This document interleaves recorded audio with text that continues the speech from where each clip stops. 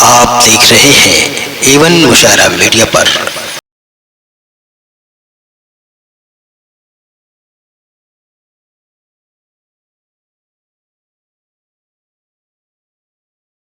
अब मैं इसके बाद बड़े अदब एहतराम के साथ एक ऐसे शख्सियत को मदऊ करने जा रहा हूँ जिससे अल्लाह रब्बुल इज्जत ने बड़ा अच्छा उम्दा काम लिया है और जिनकी एक अलग पहचान है, अलग इंट्रोडक्ट है, अलग शनाख्त है। अल्लाह रब्बुल इज्जत ने इतने कम उम्र में, इतने कम वक्त के अंदर जो है अल्लाह रब्बुल इज्जत ने हिंदुस्तान के कोने कोने पर, हिंदुस्तान के बड़े से बड़े ऑर्गेनाइज में अल्लाह ताला ने इनसे बड़ा अच्छा काम लिया है। रहबर शरीयत महबूब उलमा व सुलहा हजरत मौलाना मोहम्मद बदर साहब कासमी है।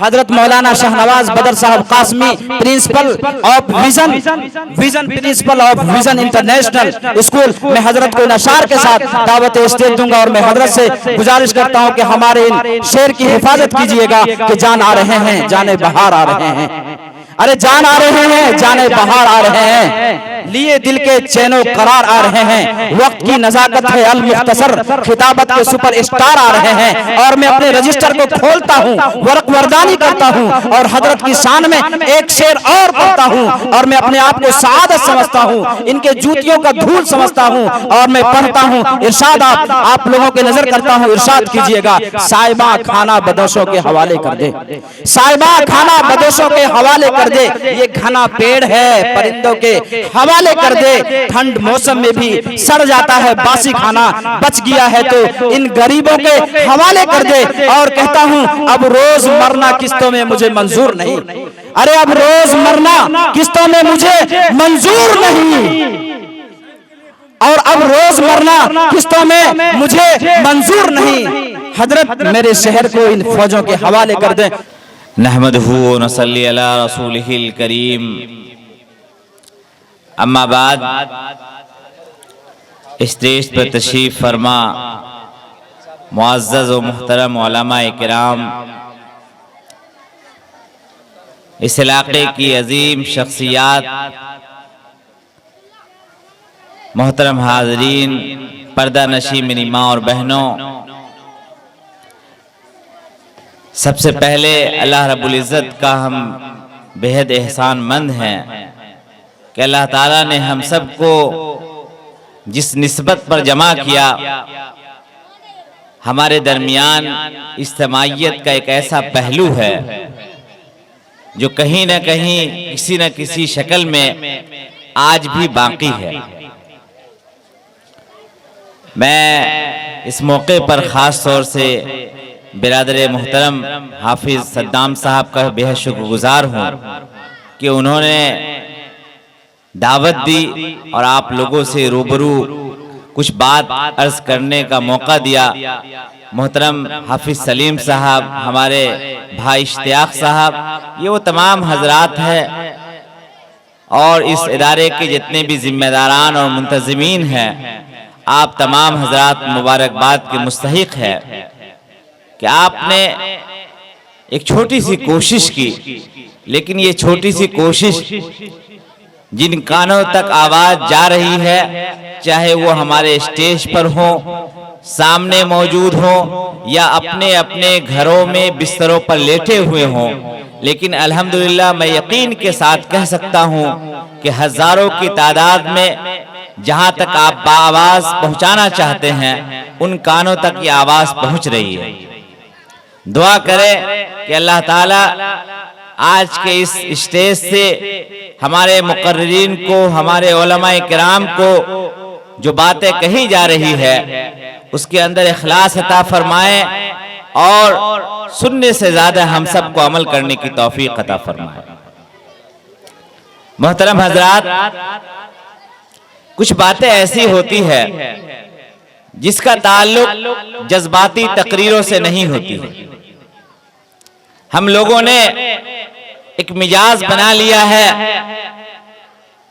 जिस तरह टेलीविजन चैनल, अखबारात और रेडियो होते हैं कि अलग अलग पेज पलट लिए, अलग अलग चैनल लगा लिए, अपने ज़ौक़ के मुताबिक हम इस्लाम को इस्तेमाल करने के आदी हो गए हैं।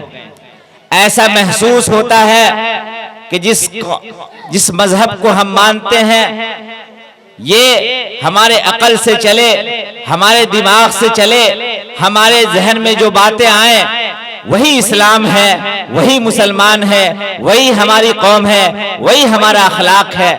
ये हम लोगों ने अपना मिजाज बना लिया। हम लोग अब हक बात सुनना नहीं चाहते हैं। ऐसा नहीं है कि आज हमारे उलमाए किराम, हमारे मुअज़्ज़ज़ शख्सियात हक बात कहना भूल गए हैं, हक बात कह नहीं सकते हैं, सच्ची बात कह नहीं सकते हैं, गलत बात। सब कुछ कहना जानते हैं, सब कुछ कहते हैं, लेकिन हमें उन बातों के बजाय अगर जिन कानों तक मेरी आवाज जा रही है वो सिर्फ तकरीरें नहीं सुने, बल्कि अपने दिल और दिमाग को टटोले कि जिन तकरीरों को हम सुन रहे हैं, अल्लाह और अल्लाह के नबी की बातों को सुन रहे हैं, क्या हमारे दिल और दिमाग पर उसका कुछ असर हो रहा है या नहीं हो रहा। अगर आपके दिमाग पर कुछ असर नहीं है, अगर आप इन बातों से आपको कुछ फायदा नहीं पहुंच रहा है, तो मुझे लगता है कि जिंदा दिल नहीं है, आपका दिल मुर्दा हो चुका है। और बात बड़ी तल्ख है, लेकिन हकीकत है कि आज बहुत सारे लोग हमारे ये कहते हैं कि इन जलसों से क्या होगा, इन तकरीरों से क्या होगा। ये दो चार लोग आते हैं, तकरीरें करके चले जाते हैं, इनसे क्या होने वाला है। मैं कहता हूं कि हमारे नबी मोहम्मद सल्लल्लाहु अलैहि वसल्लम सिर्फ मुसलमानों के नबी नहीं थे, रहमतुल लिल आलमीन थे, हर इंसान के नबी थे। चाहे मेरी आवाज मुसलमान सुन रहे हो, मेरी आवाज बिरादराने वतन सुन रहे हो, किसी जाति, किसी धर्म, किसी इलाके के आवाम सुन रहे हो, नबी की बात कोई हमारी जाती बात नहीं है, ये उलमा की जिम्मेदारी है।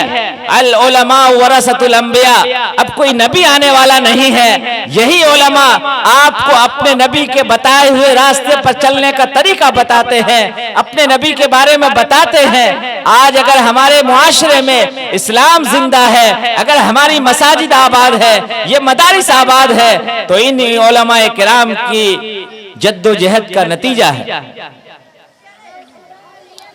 आज हमारा मुआशरा, जिस समाज में हम रह रहे हैं, वहां की खामियों की खराबियों से हम सब बहुत अच्छी तरह वाकिफ हो चुके हैं। ऐसा नहीं है कि हमारे जो लोग तकरीरें नहीं सुनते हैं, उन्हें यह मालूम नहीं है कि हराम क्या होता है। नमाज अगर नहीं पढ़ेंगे तो उसके क्या गुनाह है, अगर हम रोजा नहीं रखेंगे, हम अगर खुल्लम खुल्ला कोई गुनाह करेंगे, सब मालूम है हमारे लोगों को, लेकिन उसके बावजूद बेहिसी इस काबिल हो चुकी है कि उसे शर्म और हया नहीं, बल्कि उस गुनाह को करते हुए वो घमंड महसूस करता है, वो तकब्बुर महसूस करता है। इससे बड़ी बदनसीबी और क्या हो सकती है। मेरे मोहतरम बुजुर्गों, मेरी पर्दानशी माँ और बहनें, आप सिर्फ तकरीरें सुनने की आदत मत डालिए। आप अपने घरों में ऐसी तालीम को आम कीजिए जो ऐसी तालीम हो जो तकरीरों का मोहताज नहीं हो, आपको बताने की जरूरत नहीं हो, आपको इस्लाह करने की जरूरत नहीं हो, बल्कि आपका जो बच्चा है, आपके फैमिली का जो नूरे नजर, लख्ते जिगर है, जो आपके लिए कुल सरमाया है, उन बच्चों की ऐसी तालीम करे कि जिससे हमारा मुआशरा और हमारा घर खुद ब खुद बेहतर हो जाए। आज हमारे छोटे छोटे बच्चे, अगर आप उससे पूछेंगे कि 5 नबी का नाम बताइए, बल्कि हमारे नबी का नाम क्या है, तो उस बच्चे को मालूम नहीं है। बच्चों को क्या, बच्चों के अब्बा और अम्मा को भी मालूम नहीं है। लेकिन अगर एक हीरो का नाम पूछ लीजिए, 10 हीरो का नाम बताएंगे। एक हीरोइन का नाम पूछ लीजिए, 20 हीरोइन का नाम बता देंगे। एक क्रिकेटर का नाम पूछ लीजिए, 10 क्रिकेटर का नाम बता देंगे। ये हमारे माशरे का निजाम बन चुका है और तरक्की और खुशहाली का निजाम यही बन चुका है। मोहतरम हजरात, ये दुनिया क्या है? हम अपने नबी के बारे में जितना ज्यादा जिक्र करें उतना बेहतर है कि हमारे लिए सब कुछ हमारे नबी हैं, हमारे आइडियल हैं। आज हमने अपना ऐसा मिजाज बना लिया है कि हमारे मिजाज में नरमी नहीं गर्मी रहती है। हर बात पर दूसरे को औकात दिखाने और बताने की बात करते हैं। फरीक बनने का ऐसा मिजाज हो गया है कि रफीक बनकर काम करना नहीं चाहते हैं।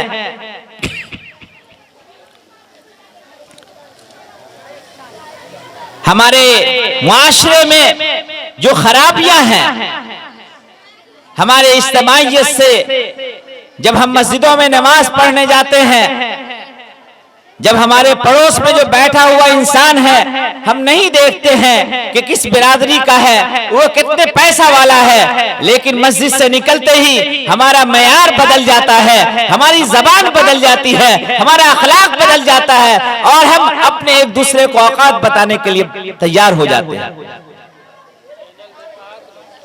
मेरे भाइयों, मेरे नौजवानों, मैं खास तौर से अपने नौजवानों से ये कहना चाहता हूं कि सिर्फ अपने बाप दादाओं के जमीन के वारिस मत बनिए कि ये अब्बा की जमीन है, ये दादा की जमीन है, ये अम्मा की जमीन है।